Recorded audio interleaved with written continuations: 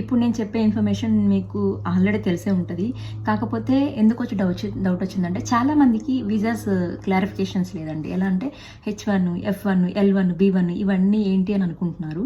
ఇప్పుడు ఒక ఫ్యామిలీ నుంచి ఎవరైనా వచ్చారు, ఒక సర్కిల్ నుంచి ఎవరైనా వచ్చారు అంటే వాళ్ళకి యాంగ్జైటీ ఉంటుంది. ఏ వీసా మీద వెళ్ళారు, అసలు ఏంటి, ఏం జరుగుతుందో తెలుసుకోవడానికి. అసలు 4 టైప్స్ ఉంటాయండి: H1, L1, B1, F1.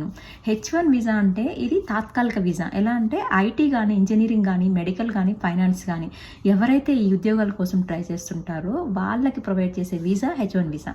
మనకి ఇక్కడ H1Bకి మినిమం 6 years ఇచ్చారు కదా.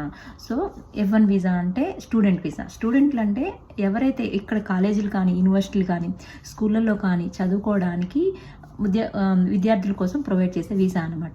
ఇది ఎలా ఉంటుందంటే ఓన్లీ చదువు అయ్యే వరకే ఉంటుంది ఈ వీసా.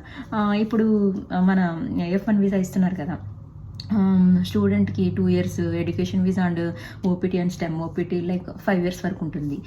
ఇంకపోతే L1 వీసా. L1 వీసా ఏంటంటే ఆల్రెడీ వాళ్ళు ఉద్యోగం చేస్తుంటారు.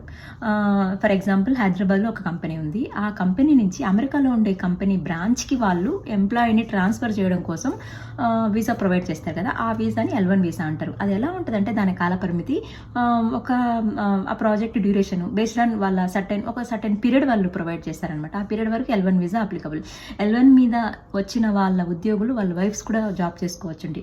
వాళ్ళకి ఇంకా H4 EAD సంథింగ్ లైక్ ఇవన్నీ ఏం పని లేదు, వాళ్ళు చేసుకోవచ్చు. And B1 visa. B1 visa అంటే బిజినెస్, ఎవరైతే ఈ బిజినెస్ వ్యాపారాన్ని నిమిత్తం కోసం అండ్ కాంట్రాక్ట్లు, కాన్ఫరెన్స్లు లైక్ మీకు రియల్గా చెప్పాలంటే ఇవి సభలు జరుగుతుంటాయి కదా, అండ్ మూవీ డిస్కషన్ జరుగుతుంటాయి, కొన్ని పొలిటికల్ మ్యాటర్స్ జరుగుతుంటాయి కదా, వాళ్ళందరూ కూడా బిజినెస్ మీద వీసా మీద వస్తారనమాట.